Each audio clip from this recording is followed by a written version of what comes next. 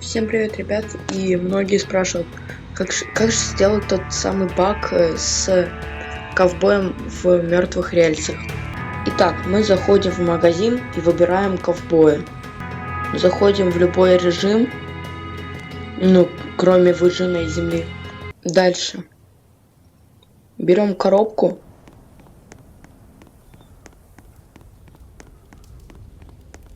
Ой.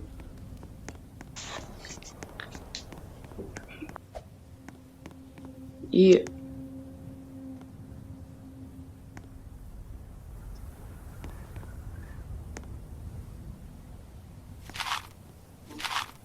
берем револьвер,